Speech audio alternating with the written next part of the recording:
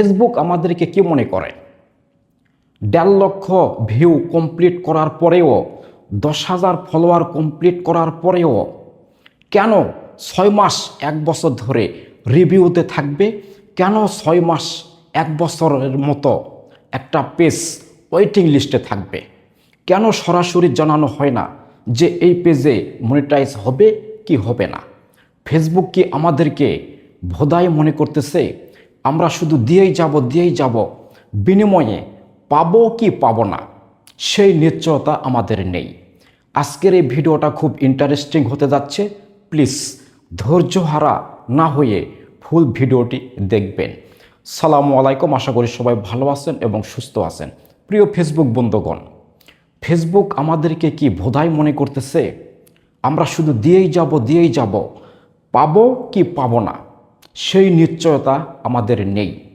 ১০,০০০ follower complete করতে, ১.৫ লক্ষ view নিয়ে আসতে যে পরিশ্রম করতে হয় একজন কন্টেন্ট ক্রিয়েটর ভালো জানে।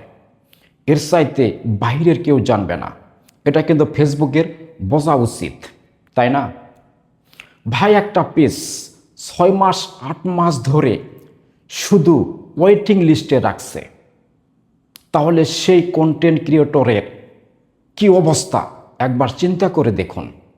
কেন ৬ মাস ৮ মাস ধরে একটা পেজ ওয়েটিং লিস্টে থাকবে? কেন রিভিউ করে জানানো হয় না যে এই পেজে মনিটাইজ হবে কি হবে না? যদি না হয় তাহলে সে আশা বাদ দিয়ে নতুন করে আবার কাজ শুরু করবে। কথা ঠিক না বেঠিক? প্লিজ একটু কমেন্ট করে জানাবেন। সাইটে একটা পেজ দেখতে পাচ্ছেন, পুরা ৮ মাস ধরে শুধু এই অবস্থায় রয়েছে, তাহলে সেই কন্টেন্ট ক্রিয়েটরের কি অবস্থা একবার চিন্তা করে দেখুন। ১০,০০০ ফলোয়ার কমপ্লিট ওভার, ১.৫ লক্ষ ভিউ ওভার, শুধু ৮ মাস ধরেই শুধু এই সিস্টেমেই হয়ে রয়েছে, ওয়েটিং লিস্টে আছে। কেন জানানো হচ্ছে না যে এই পেজে মনিটাইজ হবে কি হবে না? ভাই, এই পেজে যদি মনিটাইজ না হয় সরাসরি জানিয়ে দিলেই তো হয় ইমেলে যে এই পেজের এই সমস্যা, এইগুলি সমস্যা সমাধান করলে মনিটাইজ চলে আসবে। কেন জানানো হচ্ছে না? আমার খুব দুঃখ লাগে, খুব কষ্ট লাগে যে এই ভাইয়ের এই পেজটি আমি দেখে বা এই ভাইয়ের কথাবার্তা আমি শুনে আমি নিজেই ভাই অবাক হয়ে গেলাম। এমনভাবে আমাকে বলতেছে যে ভাই দিন রাত পরিশ্রম করে রিয়েলভাবে ১০,০০০ প্লাস ফলোয়ার নিয়ে আসছি, ১.৫ লক্ষ ভিউ কমপ্লিট করে ওভার হয়ে গেছে রে ভাই। ৮ মাস ধরে শুধু এই ওয়েটিং লিস্টই দেখাচ্ছে।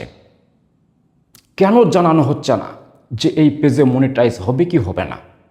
যদি ইমেল করে জানিয়ে দিত ফেসবুক কোম্পানি, তাহলে যদি না হয় সেটাও বলে দিত, আর যদি কোনো সমস্যা থাকতো সেটাও যদি বলে দিত, তাহলে এরকম সমস্যায় যারা ভুগতেছে সেই সব সমস্যাগুলি সলভ করতে পারত। তা না করে মাসের পর মাস শুধু ওয়েটিং লিস্টে রাখছে। কেন রে ভাই, কেন? এই জিনিসটা আমার কাছে খুবই বিরক্তকর লাগে। ইউটিউবে কিন্তু এই সমস্যাটুকু নাই।